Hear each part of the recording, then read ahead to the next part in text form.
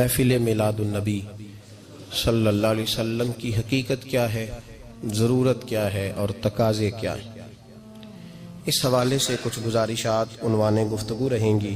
دعا ہے اللہ تبارک و تعالی اپنی ناراضگی والے جملے سے محفوظ فرمائے، اپنی رضا والی بات کرنے کی توفیق عطا فرمائے۔ عزیز بھائیو، قرآن مجید فرقان حمید نے ارشاد فرمایا قل بفضل اللہ، اے محبوب آپ فرما دیں جب اللہ کا فضل ملے، وَبِرَحْمَتِهِ اور اس کی رحمت ملے، فَبِذَلِكَ فَلْيَفْرَحُوا تو انہیں چاہیے کہ خوشی کا اظہار کریں۔ سورہ یونس کی آیت نمبر 58 ہے۔ جب اللہ کا فضل اور اس کی رحمت ملے تو خوشی کا اظہار کرو، خوشی کا۔ اسلام مسرتوں کا دین ہے، خوشیوں کا دین ہے۔ نبی پاک سید عالم صلی اللہ تعالی علیہ وسلم کی مسکراہٹ کے اندر وہ حسن تھا کہ کائنات ساری حضور کی مسکراہٹ کی وجہ سے ہی مسکرا رہی ہے۔ حضرت جریر ابن عبداللہ رضی اللہ تعالیٰ عنہ حضور کے صحابی ہیں، وہ فرماتے ہیں کہ جب حضور مدینہ طیبہ تشریف لائے تو میں ملاقات کے لیے حاضر ہوا۔ پہلے دن میں حضور سے ملا تو نبی پاک مسکرا رہے تھے۔ پھر 10 سال میں حضور کو دیکھتا رہا، اور حضور کے وصال سے چند دن پہلے میری جو آخری ملاقات ہوئی تو اس میں بھی میں نے اپنے نبی کو مسکراتے ہی دیکھا ہے۔ اور فاضل بریلوی رحمۃ اللہ تعالی علیہ نے تو اس تخیل کا اور رنگ میں لیا ہے۔ وہ کہتے ہیں حضور کے مسکرانے سے ہی دنیا مسکراتی ہے۔ فرماتے ہیں جس کی تسکی سے روتے ہوئے ہنس پڑے۔ جب حضور ہلکا سا مسکراتے تھے تو رونے والوں کے دل بھی ٹھنڈے ہو جایا کرتے، غمزدہ لوگ مسکراتے تھے۔ حضور کی خوشیاں تقسیم کرتی تھی۔ نبی پاک صلی اللہ علیہ وسلم کا مسکرانا امت کے دلوں کو ٹھنڈا کرتا تھا۔ فرمایا جس کی تسکی سے روتے ہوئے ہنس پڑیں اس تبسم کی عادت پہ لاکھوں سلام۔ اور فرمایا یہ نہیں تھا کہ حضور بڑے تکلف سے مسکراتے تھے، حضور کی تو عادت تھی اس تبسم کی عادت پہ لاکھوں سلام، مسکراتے رہنا، خوشی کا اظہار۔ اسلام بہت ساری چیزوں کا انسان کو پابند کرتا ہے، حدود و قیود میں رہنے کا حکم دیتا ہے۔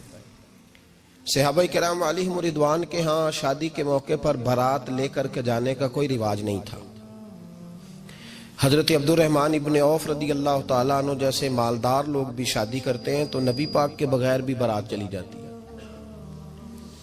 کوئی کانسیپٹ نہیں اس طرح کا کہ ڈھیروں بارات لے کے جائی جائے۔ حضرت عبد الرحمن ابن عوف کہتے ہیں میں حضور کی بارگاہ میں آیا تو سفید کپڑے پر پیلا زرد نشان تھا۔ حضور نے فرمایا کیا ہوا، یہ داغ کاہے کا؟ عرض کی حضور کل میں نے نکاح کیا تھا۔ تو محبوب نے جو ارشاد فرمایا اس میں فرمایا بڑی اچھی بات ہے، ولیمہ ضرور کرنا، چاہے ایک بکری ہی ذبح کرنا۔ بارات نہیں لے کے جائی جاتی تھی، ولیمے کا حکم دیا۔ اور بخاری میں نبی پاک نے یہ بھی فرمایا جب تمہیں کو ولیمے کی دعوت دے تو جایا کرو۔ اچھا، اب شادی کے موقع پر جو بارات لے کے جائی جاتی ہے تو اگرچہ حضور کی سنت نہیں لیکن اسے ہم حرام نہیں کہتے، اسے ہم ناجائز نہیں کہتے، ہم نہیں کہتے کہ یہ تو نے غلط کیا۔ اگرچہ لے جانا حضور سے ثابت اس مروجہ انداز میں ثابت نہیں اس طرح ہمارے ہاں جاتے ہیں، لیکن ہم پھر بھی اسے ناجائز۔ کسی صحابی نے اپنے بچے کی شادی پر اپنے گھر میں لائٹنگ نہیں کرائی، لیکن آپ کو دنیا کا کوئی عالم یہ فتویٰ نہیں دے سکتا کہ لائٹنگ کرانا حرام ہے۔ آپ شادی کے موقع پہ ساری گلی سجا لو، آپ ساری چھتوں پہ لائٹنگ کرا لو، کوئی آدمی یہ آپ کو فتویٰ نہیں دے سکتا کہ شادی کے موقع پر لائٹنگ کرانا جائز نہیں۔ کبھی سنا ہے آپ نے کسی سے؟ بولیے یہ جائز ہے، جائز پیسے ہیں تو ٹھیک، بلکہ میں اس سے آگے بڑھتا ہوں، اس سے تھوڑا اور آگے جاتا ہوں۔ حضرت عائشہ صدیقہ رضی اللہ تعالیٰ عنہ فرماتی ہیں میرا جو کمرہ تھا نا جس میں میں حضور کے ساتھ رہتی تھی اور ایک لمبا زندگی کا عرصہ گزارا، اس میں 3 آدمی سو سکتے تھے، چوتھے کے لیے جگہ ہی نہیں تھی، اور کچا تھا۔ کھجور کے تنے کھڑے کر کے اس پر کھجور کے پتوں کی چھت ڈالی گئی تھی۔ میں جب ہاتھ اٹھاتی تھی تو میرا ہاتھ اپنی چھت کو چھو جاتا تھا۔ یہ ہے سنت نبی پاک کی، یہ حضور کا طریقہ ہے۔ بتائیے پکے گھر میں، لینٹر والے گھر میں رہنا جائز کہ ناجائز؟ کیوں جی؟ حضور تو کچے مکان میں رہتے تھے۔ آپ نے کیسے پکا بنا لیا؟ اللہ کے محبوب دین کو اس کی اصل بات میں سمجھیں. آپ ایسا نہ کریں جس میں انتشار اور امت تقسیم ہو. اس کا اصل مزاج دیکھیں. مہندی کے موقع پہ اگر کوئی آدمی 6 دیگیں دال چاول کی پکاتا ہے تو منع نہیں, جائز پیسوں سے پکائے. انہیں لائٹنگ لگوائی, کوئی منع نہیں.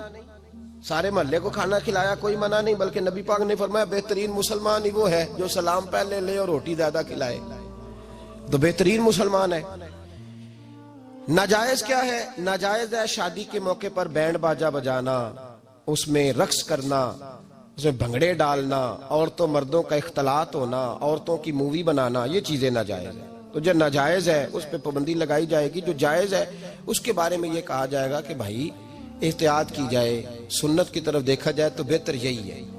لیکن اگر کوئی کسی آدمی کے پاس جائز پیسے ہوں, وہ 100 کنال کے گھر میں رہے, اگرچہ سنت یہ نہیں, پر یہ تو کوئی فتویٰ نہیں نہ دے سکتا کہ حرام ہے تیرا 100 کنال کے گھر میں رہنا, کہ ہے فتویٰ کہیں آپ نے سنا. تو ہمارے ہاں تکلیف کا معاملہ یہ ہے. دیکھیں میرے بھائی, کسی بھی صحابی نے, بڑے درد کے ساتھ بات کر رہا ہوں اور یہ میرا درد ہے, میں درد سے اپنے دل کو, اپنے ایمان کو حاضر ناظر کہہ کے بات کر رہا ہوں. امت بٹ جاتی ہے ہر موقع پہ یار, ہر جگہ ہی تقسیم ہو رہی ہے امت مسلمہ. ہر روز کچھ نہ کچھ فتوے ایسے مل جاتے ہیں جس میں دراڑیں پڑتی ہیں. کسی صحابی نے کسی مسجد کے اندر اشتہار چھپوا کے, اعلان کرا کے درس قرآن کرایا ہے کبھی؟ سیرت النبی کا جلسہ, ختم بخاری, مدرسے کا دستار فضیلت کا جلسہ, آپ نے اشتہار پڑھے ہیں نا یہ سارے مکاتب فکر کے, ہوتے ہیں کہ نہیں ہوتے؟ کسی صحابی نے اس طرح, وہ تو روز درس قرآن دیتے تھے, لیکن اس طرح اشتہار چھپوا کے, پوسٹر لگا کے, اور مصر سے کسی صحابی کو اسپیشل بلوا کے یا یمن سے بلوا کے مسجد کے اندر کبھی درس قرآن کے اجتماعات کرائے, سیرت النبی کے جلسے, ختم بخاری کے. او بھائی یہ ساری چیزیں حضور کے صحابہ کی سنت سے مروجہ انداز میں ثابت نہیں. مجھے بتا میرے بھائی, میں درد کے ساتھ تجھ سے سوال کرتا ہوں کہ سیرت النبی کے جلسے میں تو پشاور سے مولانا بلائے, پنڈی سے بلائے, تو گجرات اور کراچی سے لوگوں کو بلا کر کے اگر سیرت کا جلسہ کرائے, اور تو اس میں ایک آدمی کو کراچی سے بلوایا جا رہا ہے تو تو نے اس کو 20,000 کی ٹکٹ بھی دی, اور اشتہار پہ بھی جلسے پہ خرچ ہوا, پھر لنگر بھی پکا, کھانا بھی تو نے کھلایا, نہ تجھے کوئی بیوہ یاد آئی, نہ تجھے کوئی مسکین یاد آیا, نہ تجھے کوئی غریب یاد آیا. حالانکہ کہنا چاہیے تھا نا یہ جو ₹1,00,000 لگ رہا ہے کسی بیوہ کی خدمت کر دینی چاہیے, یتیم کو دے دینا چاہیے. درد کے ساتھ بات کر. سوال میرا یہ ہے کہ وہی کام جو سیرت کے جلسے میں ہوتے ہیں, پہلے تلاوت ہوتی ہے, پھر نعت ہوتی ہے, پھر کسی عالم کا بیان ہوتا ہے, وہی کام صرف نام بدل کے کیا جائے, عید میلاد النبی نام رکھا جائے صلی اللہ علیہ وسلم. یہ میں آپ کے ذہنوں پہ دستک دے رہا ہوں, تقریر نہیں کر رہا, صرف دستک دے رہا. او بھائی دیکھو, ایک آدمی وہی کام نام بدل کے کرے تو جائز ہے, اور اگر اس میں نبی پاک کے میلاد کا نام رکھ لیا جائے یا نعت کا نام رکھ لیا جائے تو پھر مجھے اجازت دے میں تجھ سے سوال کروں کہ صرف تجھے حضور کی تعریف پوری لگتی ہے؟ پھر مجھے اجازت دے کہ میں تجھ سے پوچھوں کہ صرف تجھے نعت اچھی نہیں لگتی؟ پھر مجھے اجازت دے کہ میں تجھ سے پوچھوں کہ تجھے صرف رسول اللہ کے قصیدے اچھے نہیں لگتے؟ دے مجھے اجازت کہ میں تجھ سے سوال کروں کہ جہاں ذکر رسول کی بات آئے وہاں تو پریشان کیوں ہوتا ہے؟ تجھے پتہ ہی نہیں یہ تو وہ ذکر ہے کہ رب فرماتا ہے تم بیان کرو نہ کرو وَرَفَعْنَا لَكَ ذِكْرَكَ, محبوب میں نے خود تیرے چرچے ساری دنیا میں بلند فرما دیے. اور نبی پاک نے پوچھا حضرت جبریل سے کہ چل جبریل تو بتا میری امت کو پتہ چلے رب نے میرا ذکر کیسے بلند کیا ہے. تو جناب جبریل کہنے لگے محبوبہ رب فرماتا ہے میرے نبی سے کہہ دے جہاں جہاں تیرے رب کا ذکر ہوگا وہاں وہاں تیرا بھی ذکر ہوتا رہے گا. یہ تو محتاج ہی نہیں کسی کا. اتنی جلدی لوگ بپھرتے ہیں. اللہ فرماتا ہے قل بفضل اللہ وبرحمتہ فبذلک فلیفرحوا. محبوب ان سے کہہ دو جب اللہ کا فضل ملے, جب اللہ کی رحمت ملے تو خوشی مناؤ. تیرا نہیں مجھے پتا, مجھے تیرا نہیں پتا, لیکن مجھ سے اگر تو پوچھے تو کائنات میں رب کا سب سے بڑا فضل بھی محمد مصطفیٰ ہی ہے, اور سب سے بڑی رحمت بھی محمد مصطفیٰ ہی ہے. وہ دو عالم کی رحمت تھے، وہ جہاں چاہتے وہیں رہتے، یہ تو ان کی مہربانی ہے کہ یہ عالم پسند آیا۔ رب کریم نے تجھے آنکھ دی، دنیا دیکھی تو نے، رب کریم نے تجھے قوت دی، تو نے دنیا گھومی، اور پھر رب نے تجھے بیٹے دیے تو میٹھا میوہ، اور بیٹیاں دی تو تیرے لیے باعث کرم، تیری چھاتی پہ بچے چڑھے تو نے کہا سب سے بڑی نعمت یہی ہے کہ مالک کہتا ہے تو میرا بندہ تھا، میں نے دینا ہی تھا، اس نے دیا، احسان نہیں جتلایا، لیکن جب اپنا نبی دیا تو کہا میں نے بڑا احسان کیا تم پہ۔ لَقَدْ مَنَّ اللَّهُ عَلَى الْمُؤْمِنِينَ إِذْ بَعَثَ فِيهِمْ رَسُولًا، میں نے تم پر احسان کیا ہے۔ کون دیتا ہے کسی کو محبوب اپنا؟ نہ جانے رب نے یہ کیسے گوارا کیا۔ لَقَدْ مَنَّ اللَّهُ عَلَى الْمُؤْمِنِينَ إِذْ بَعَثَ فِيهِمْ رَسُولًا، اتنا بڑا فضل، اتنا بڑا فضل، فضل بھی حضور۔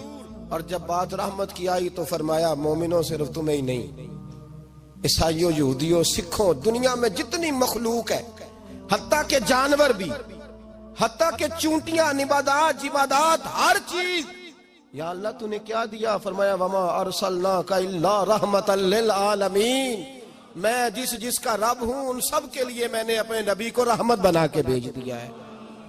بیٹے کے آنے پہ تو مٹھائی بانٹتا ہے، میلاد والے دن تو لائٹیں بند کر لیتا ہے، بیٹے کے آنے پر تو حلوائی بٹھاتا ہے، اور نبی پاک کے نام کی لائٹیں لگی ہوں تو پریشان ہوتا ہے۔ ہم سے کبھی پوچھ تجھے بتائیں، بس نہیں چلتا، ورنہ تاڑے توڑ کے چھتوں پہ لگا دیں۔ بس نہیں چلتا، فرشتوں کو بھی کہیں آؤ ہمارے ساتھ شامل ہو جاؤ، آمد مصطفیٰ مرحبا مرحبا کا نعرہ لگانا ہے، ہمارا بس نہیں چلتا، ورنہ دنیا کی ساری نعمتیں بچھا دیں اور لوگوں کو بتلائیں کہ اصل تو خوشی منانے کا دن ہی آج ہے جب اللہ نے ہمیں اپنا پیارا رسول عطا فرمایا ہے۔ اور ہمارے امام تو کہتا ہے میلاد نہ کر، ہمارے امام نے تو کہا حشر تک ڈالیں گے ہم، حشر تک، یہ 2-4 دن کا تو پروگرام ہی نہیں ہمارا، حشر تک ڈالیں گے ہم پیدائش مولا کی دھوم، اور مثل فارس نجد کے کلے گراتے جائیں گے، خاک ہو جائیں عدو جل کر مگر ہم تو رضا، دم میں جب تک دم ہے ذکر ان کا سناتے جائیں گے۔ ہمارا تو 1-2 دن کا پروگرام ہی نہیں۔ اور پھر سنو کتنی بڑی نعمت ہے۔ حضرت عباس سے کسی نے کہا تھا اللہ کی سب سے بڑی نعمت، تو بخاری اٹھانا، فرمانے لگے محمد نعمت اللہ، بخاری ہے بخاری، فرمایا محمد اللہ کی سب سے بڑی نعمت ہے، صلی اللہ، یہ سب سے